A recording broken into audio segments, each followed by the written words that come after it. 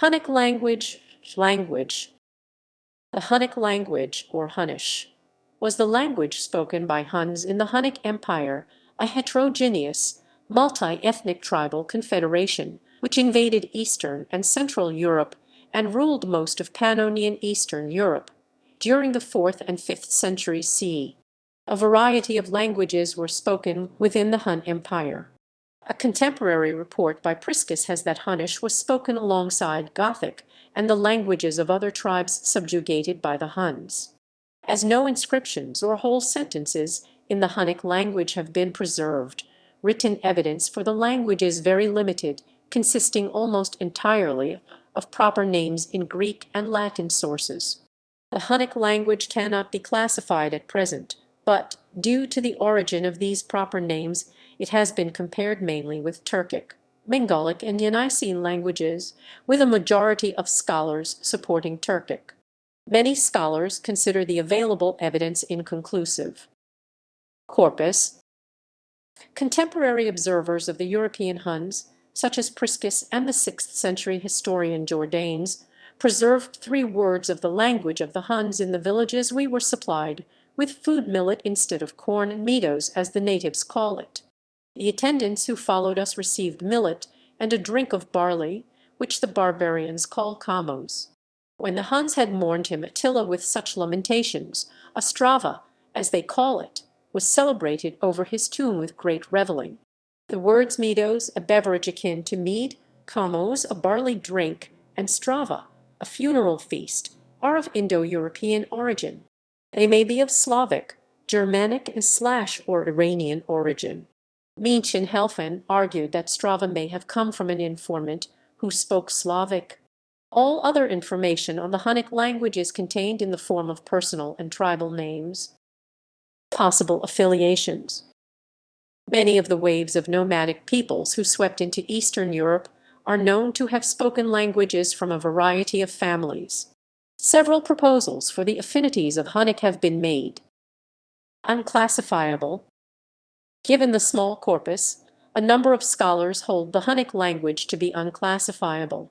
Andras Ronatas notes that the very scant sources of information are often mutually contradictory. Turkic or Altaic Sprachbund.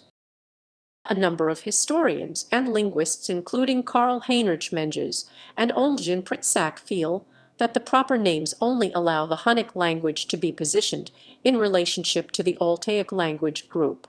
Although Menges was reserved towards the language evidence, his view of the Huns was that there are ethnological reasons for considering them Turkic or close to the Turks. As further possibilities, Menges suggests that the Huns could have spoken a Mongolian or Tungusic language, or possibly a language between Mongolian and Turkic.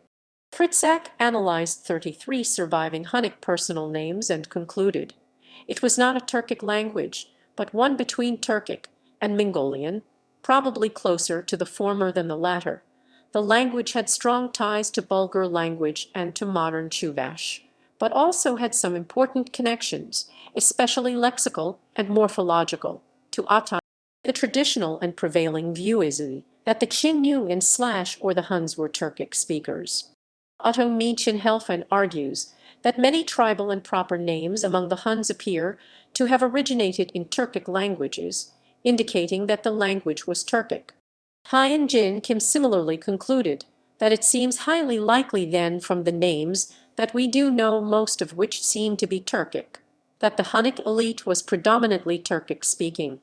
Denys Sinner, while skeptical of our ability to classify Hunnic as a whole, states that part of the Hunnish elite likely spoke Turkic, though he notes that some Hunnic names cannot be Turkic in origin. The historian Peter Heather, while he supported the Turkic hypothesis as the best guess in 1995, has since voiced skepticism in 2010, saying that the truth is that we don't know what language the Huns spoke and probably never will.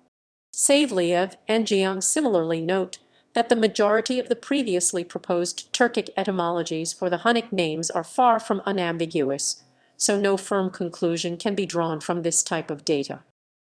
Yeniseian.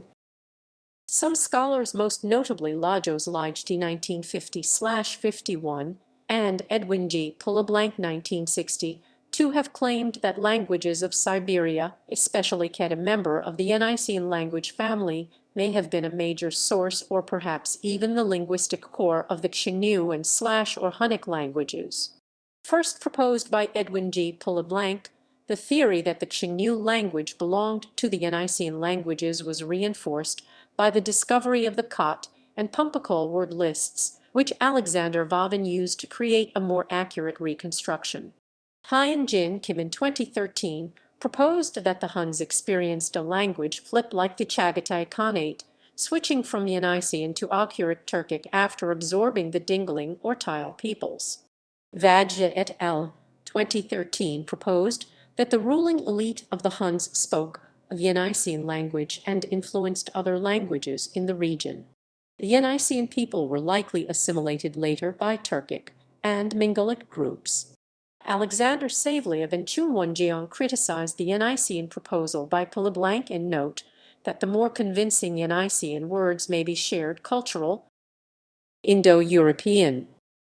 All three words described as Hunnic by ancient sources appear to be Indo-European. A number of scholars suggest that a Germanic language, possibly Gothic, may have coexisted with another Hunnic language as the lingua franca of the Hunnic Empire. Helfen suggests that the words Medos and Kamos could possibly be of Germanic origin. He argues that Attila, Bleda, Laudoricus, Wongesius, Ragnaris, and Ruga are Germanic. Kim questions the Germanic etymologies of Ruga, Attila, and Bleda, arguing that there are more probable Turkic etymologies. Elsewhere, he argues that the Germanicization of Hunnic names may have been a conscious policy of the Hunnic elite in the western part of the empire. Helfen also classified some names as having roots in Iranian. Christopher Atwood has argued, as one explanation for his proposed etymology of the name Hun, that their state or confederation must be seen as the result of Sogdian/Bactrian Iranian-speaking leadership and organization. Subjects of the Huns included Iranian-speaking Alans and Sarmatians. Helfen argues that the Iranian names were likely borrowed from the Persians and finds none prior to the 5th century. He takes this to mean that the Alans had little influence inside of Attila's empire. Kim, however, argues for a considerable presence of Iranian speakers among the Huns. The word Strava has been argued to be of Slavic origin and to show a presence of Slavic speakers among the Huns. Peter Heather, however, argues that this word is certainly a very slender peg upon which to hang the claim that otherwise undocumented Slavs played a major role in Attila's empire. In the 19th century, some Russian scholars argued that the Huns as a whole had spoken a Slavic language. Uralic. In the 19th century, some scholars, such as German sinologist Julius Heinrich Klaproth, argued that the Huns had spoken a Finno-Ugric language and connected them with the ancient Hungarians. Possible script. It is possible that a written form of Hunnic existed and may yet be identified from artifacts. Priscus recorded that Hunnic secretaries read out names of fugitives from a written list. Franz Altheim considered it was not Greek or Latin, but a script like the Oghuric Turkic of the Bulgars. He argued that the runes were brought into Europe from Central Asia by the Huns and were an adapted version of the Old Sogdian alphabet in the Hunnic Oghur-Turkic language. Zacharias Retter wrote that in 507/508 AD, Bishop Kardust of Iran went to the land of the Caucasian Huns for 7 years and returned with books written in the Hunnic language.